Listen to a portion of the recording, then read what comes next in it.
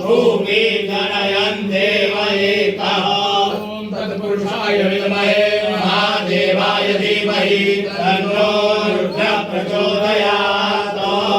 वयं दिव्यं सर्वत्र परमं प्रणमामि सदा भक्तं गुरुपरमपतिं शिवं श्रीमन्तिकापकलशं भगवाटलाब्जै पुण्डागजाधिकरवीरयसालपुष्पैर्वप्रभातुलसीदलमञ्जरीभिः त्वां पूजयामि जगदीश्वर मे प्रसीद।